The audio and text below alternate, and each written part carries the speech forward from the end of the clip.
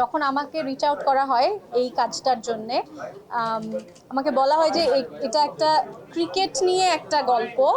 তো সেটা প্রথমে একটা মানে পয়েন্ট অফ ইন্টারেস্ট ছিল যে ক্রিকেট নিয়ে কোনো ওয়েব সিরিজ এর আগে হয়নি। আর আমার চরিত্রটা হচ্ছে একটা সাংবাদিকের চরিত্র।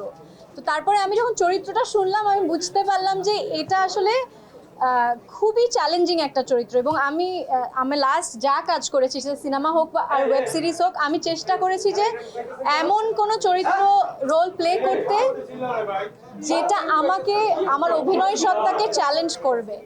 তো আমার মনে হয় যে আমি যে চরিত্রটা, আমার চরিত্রের নাম জিনিয়া। জিনিয়া একজন ক্রিকেট জার্নালিস্ট, কিন্তু বিভিন্ন ধরনের এই বাজি রিলেটেড ইস্যুতে জিনিয়া অনেক ধরনের কি বলবো, ওকে অনেকগুলো লেয়ার প্লে করতে হয়েছে।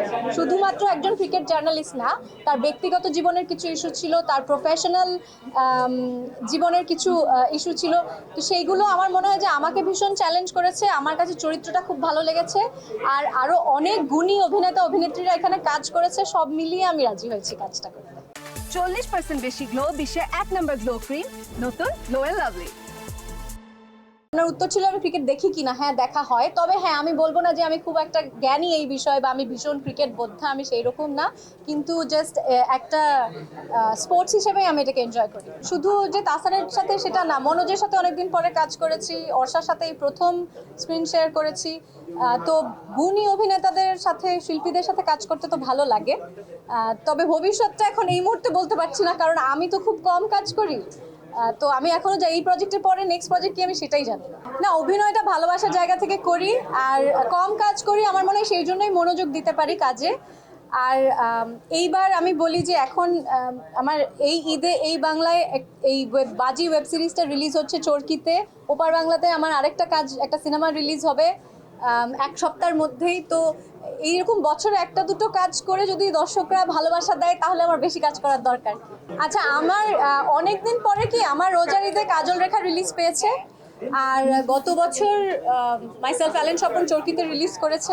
তো বছরে একটা দুটো কাজই আমার জন্য অনেক। আমি বাংলাদেশে ওটিটি খুব ভালো করছে, চরকি তো ভীষণ ভালো করছে। অ্যাকচুয়ালি ওটিটির যেসব কন্টেন্টগুলো হচ্ছে, অন্য ওটিটির কন্টেন্টও সবগুলোর মান আমি বলবো যে আমরা বিশ্বমানের কাজ করছি আসলে। এবং আমি পৃথিবীর বিভিন্ন, শুধুমাত্র ভারত থেকে না, পৃথিবীর বিভিন্ন জায়গা থেকে আমি অনেক কমপ্লিমেন্ট পাই আমাদের বাংলাদেশের মৌলিক কাজ নিয়ে।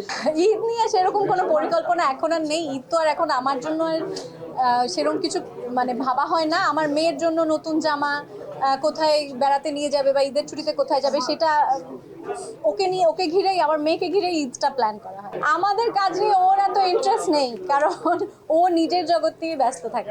যিনি, আমি কলকাতা থেকেও খুব ভালো ফিডব্যাক অলরেডি পাচ্ছি। মানে এখনো তো ট্রেলারই কেউ দেখেনি, শুধু পোস্টার দেখেই অনেকে প্রশ্ন করছে যে এটা কি হচ্ছে, ক্রিকেট নিয়ে কি হচ্ছে, কারণ ওখানেও ক্রিকেট ভক্ত আছে অনেক। Home is always home. তো আমার এখানে সবাই পরিচিত, আপনারা সবাই পরিচিত, পরিচালক, কো আর্টিস্ট সবাই খুব পরিচিত। তো এখানে অবশ্যই কমফর্ট জোনটা অনেক বেশি। আর তবে ওখানেও আমি 3 বছর এই পর্যন্ত যা কাজ করেছি, আমি খুব সুন্দর পরিবেশে কাজ করেছি, সবাই খুব ভালোভাবে অ্যাকসেপ্ট করেছে।